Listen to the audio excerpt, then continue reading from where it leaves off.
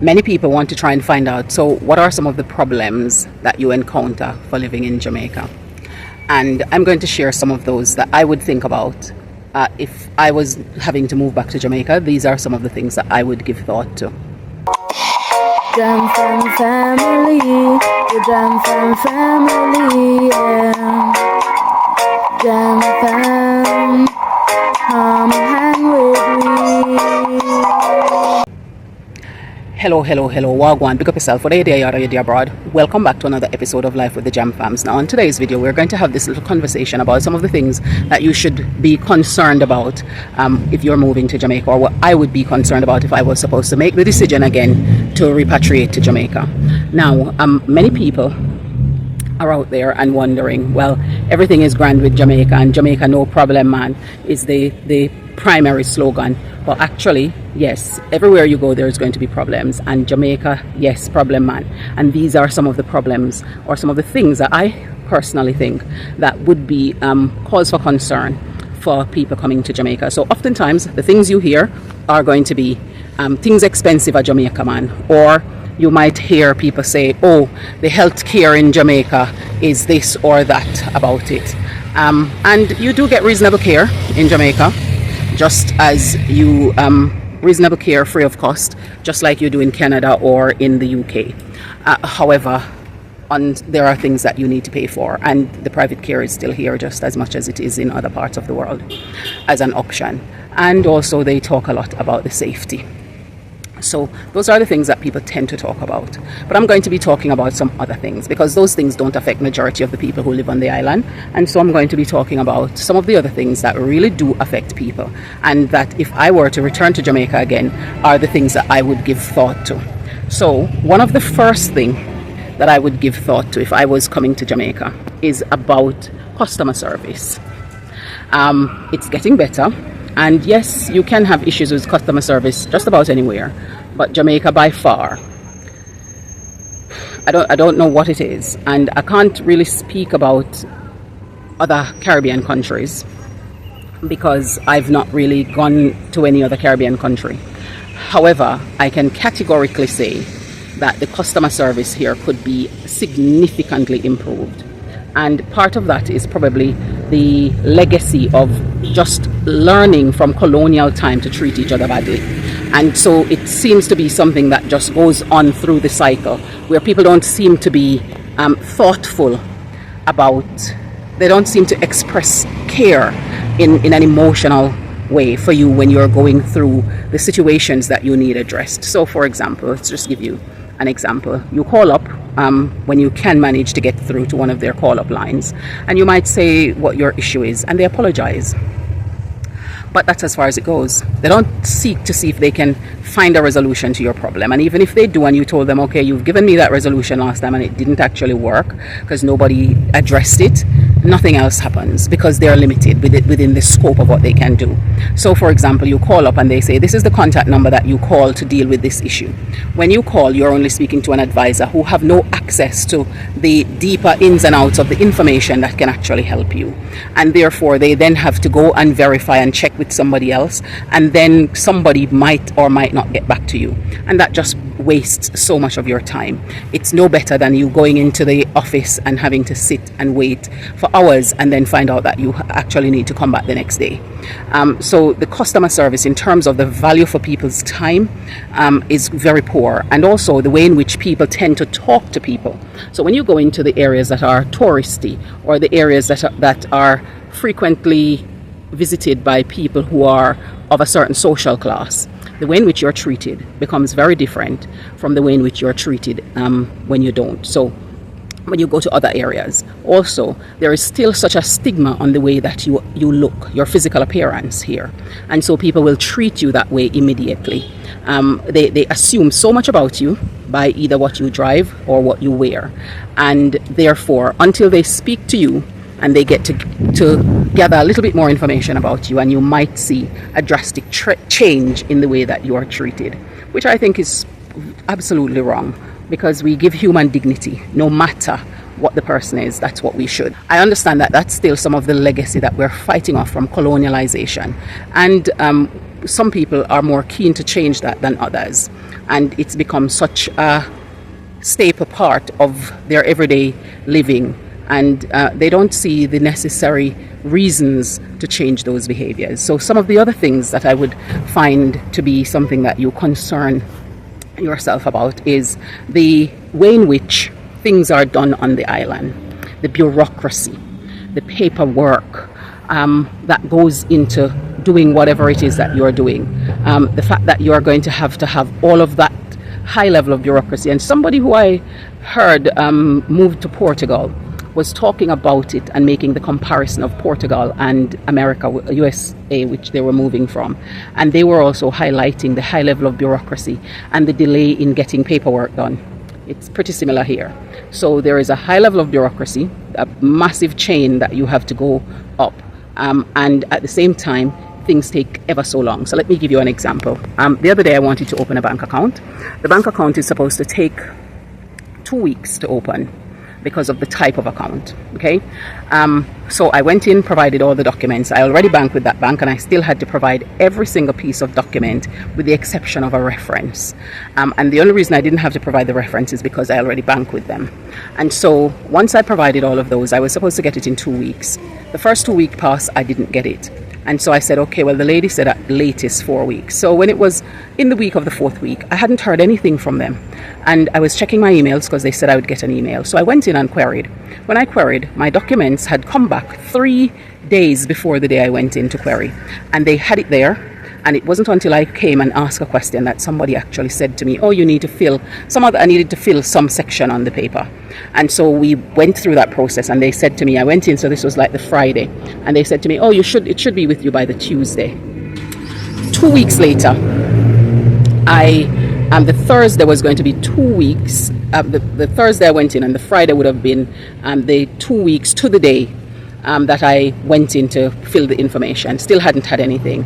When I went in on that day, lo and behold, the information had already come back to the bank, and they didn't bother to email it to me as they said the policy is. They emailed it to the bank. The bank had it, don't know how long they had it, and nobody contacted me to say here it is, even though I expressed the urgency for the bank account. So that's the sort of thing. Those are the sort of thing that you're going to need to understand here. The other thing to understand is the pricing of things. So, for example, I've been speaking to some people who've returned recently, and when they ask people for the prices for work that they want done, they are given an exorbitant price. And when they query with other people who they know, to try and see if they can get some more quotations, the variation between the bill that they are being quoted by somebody who probably hear a tinge of an accent from them in comparison was so significantly different to the bill that somebody else quoted and they would be paying. So that's also something to be mindful of, that pricing can vary simply because, not necessarily because of company to company, but simply because of who is asking for the quotation. So that's something else to be aware of. But that in itself is a problem. And so the majority of these things affect people all over the place. I mean, the one with the accent and getting quoted something different, it might be that it's not just down to the accent, but it's down to what people presume when they're giving the quotation. And so these are things that affect people all across. You come out and you hear little pockets of people complaining about things in that way. And so getting these things done and having them done in a way that is efficient and convenient and effective is a problem, it's all over. It's whether it's private organizations or public, it's pretty much one and the same. And so for me, these are some of the things that I would consider to be a concern for me.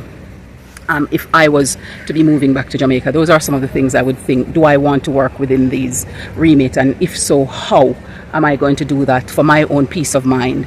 Because to be honest, it takes a long while to adjust to that, and you need to have so much of a head start to know ahead of time so that you can plan within it to not ruin your businesses and your processes. Because even if they say to you, this is how long this process is going to take, and so a lot of people tend to pay for the express services because they want to get their stuff and get it quickly. And still, even then, they pay for the express service and they don't get it until the actual time when it's another time when it would have been for the ordinary service, but they don't get a refund from their express fee. And so these are some of the things to be conscious of and mindful of when you're making your decision to come back to Jamaica, because all of those things, especially if you were living in a so-called developed country where things run more seamlessly and more efficiently, one of are things that you're going to need to factor in when you're deciding to move back. So one of the other things that I've heard somebody else had the conversation with, and I looked at it too, and I've decided that this is how I'm going to go around it, that they were talking about is the use of their bank card. Now you want to go and make a lodgement in a bank, and you have to pay a fee for that. They charge you a fee to go and lodge your money, and different banks are charge different fees, but typically they charge about $1,000. So you want to go and lodge some money, and you're going to do it at the till, you have to pay. You want to go and withdraw some money, and you want to do it from the teller, you have to pay a fee. So generally any and everything you do, you need to pay a fee, and that's probably how they make their money. So you want a form to make an application, you have to pay for the form in most places. You have a form that you are registering for something, there's a registration fee when you fill that form to send it in.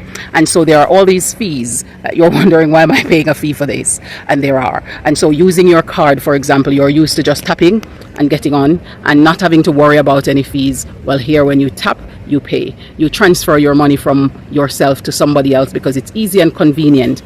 Well, here when you do that, you pay.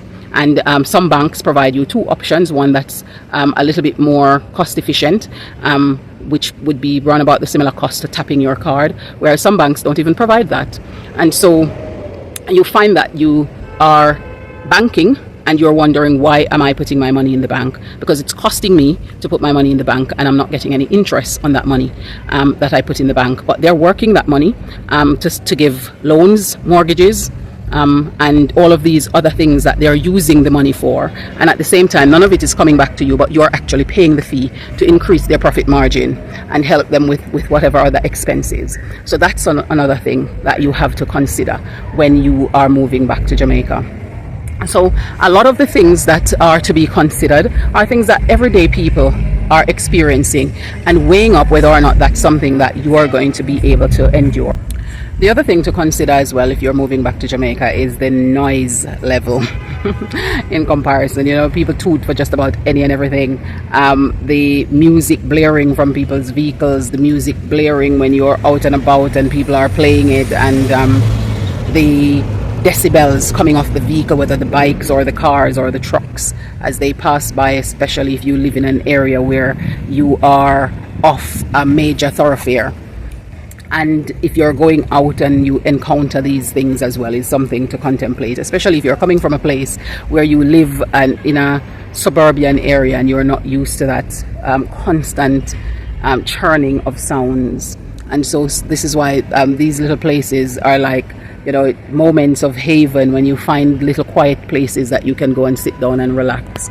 So that's also another thing to factor in. And of course, there are get-arounds, all of these things. So there are people who have figured out ways to get around these difficulties and these challenges. If you've moved back to Jamaica and you have some things that you consider to be problematic for you, or things that you find that makes life so inconveniencing, unnecessarily so for you, then put them in the comments down below so we can know, and so other people can be aware of some of the real problems that you can face here when you are trying to get things done, so that they too can be prepared and see if those are some of the things that they are willing to have, or if they want to change their minds and look at alternatives. If you're coming with children, school for some children here, some children who've moved here find school here a little bit of a challenge. Not that the work is difficult or challenging, although depending on where they're coming from, the work and grade might not correspond. But for me, what I find from the people I've spoken to, and also from Eliona, it's just the difference. The way in which it's done is very different to what they're used to, where they're coming from. And more secondary schools are becoming government funded or grant maintained, because they're going back into the public system. whilst you still have the private primary schools or the prep schools, a lot of the secondary, the high schools are going back into the government system. So for example, where we live, a couple of the high schools that were private schools have gone back into the system. And I was even speaking to somebody today who was telling me of another school that I thought that was a fully independent school, and that too have gone back recently into the government systems. A lot of them are going back into the government system now, especially because education in Jamaica is reasonably free for people who are studying up to the post-16, So it's worth exploring the different things that might affect you should you decide to return to Jamaica in that way, because therein lies the greater decision, because those are things that will impact you almost every single day of your operation when you so decide that you're going to be moving back to Jamaica. I'm going to go into Eleona's room to see what she's doing. You sure I can come? Who is it? Who you expect? What more you do? What you do for the floor do? Taking out the clothes that don't fit me and putting it into a rubbish bag for donation. Okay.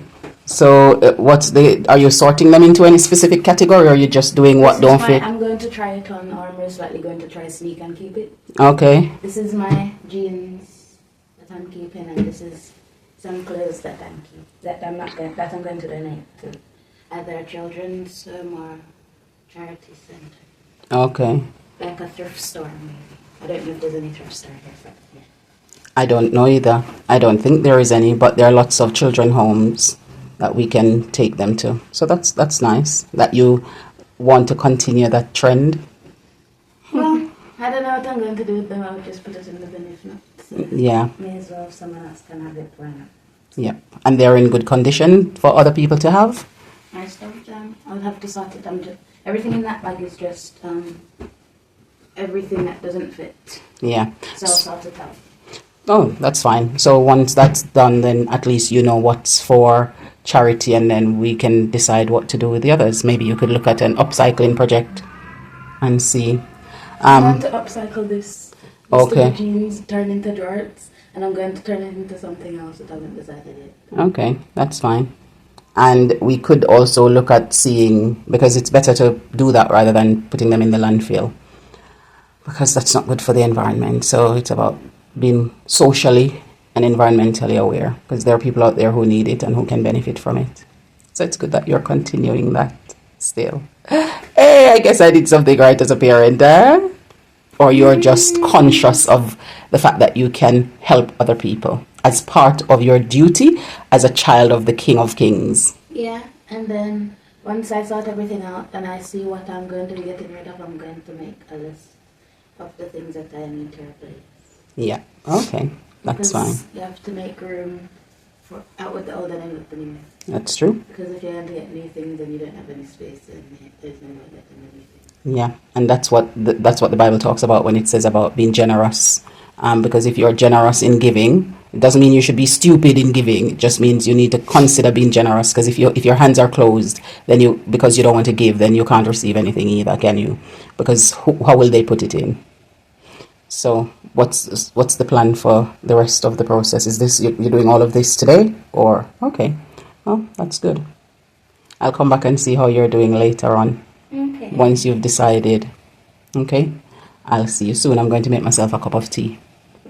Bye. The Jam family.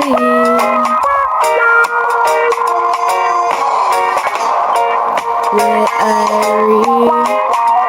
living the good life. We're royal, cruising through the West Indies, having fun, enjoying the good life. Jam family, the Jam family, yeah. Jam come hang with me.